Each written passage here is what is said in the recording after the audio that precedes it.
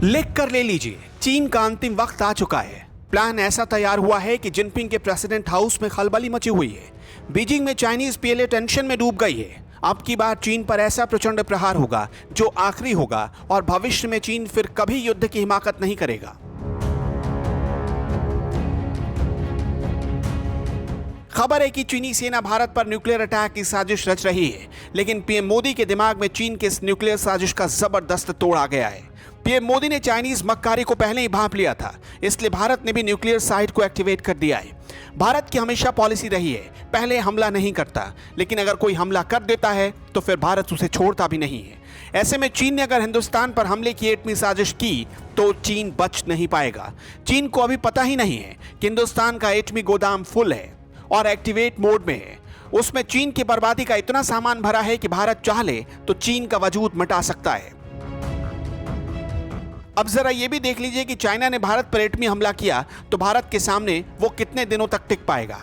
भारत के पास इस वक्त 8 ऐसे हथियार हैं जिनसे कभी भी परमाणु हमला किया जा सकता है। इनमें से 2 हथियार ऐसे हैं जिनसे हवा से हमला किया जा सकता है। जमीन से हमला करने वाली 4 बैलिस्टिक मिसाइल भारत के पास है और समंदर से मार करने वाली 2 बैलिस्टिक मिसाइल भी है। इंडिया को जल्द ही 3 नए एटमी हथियार भी मिलने वाले हैं। भारत के मिराज 2000H और जैगवार जैसे फाइटर जेट सीधे बीजिंग में न्यूक्लियर बम दाग सकते हैं। वायुसेना के बड़े बेड़े में राफेल के शामिल होने के बाद ताकत और बढ़ जाएगी। भारत के पास अग्नि 5 मिसाइल है। यह इंटरकॉन्टिनेंटल मिसाइल है जो 5000 किलोमीटर मारक क्षमता रखता है। 1000 टन न्यूक्लियर वॉरहेड लेकर जा सकता है, यानी अगर यह मिसाइल एक्टिवेट हुआ तो बीजिंग नेस्तनाबूद हो जाएगा। भारत के पास समंदर में युद्धपोत से हमला करने वाली न्यूक्लियर बैलिस्टिक मिसाइल K4 भी है। चीन के पास भारत से ज्यादा परमाणु बम है, तो भारत चीन के परमाणु बमों का जवाब कैसे देगा, एक नजर उसे भी देखिए। भारत के पास तकरीबन 150 से 200 एटम बम है, जबकि चीन के पास 290 से ज्यादा।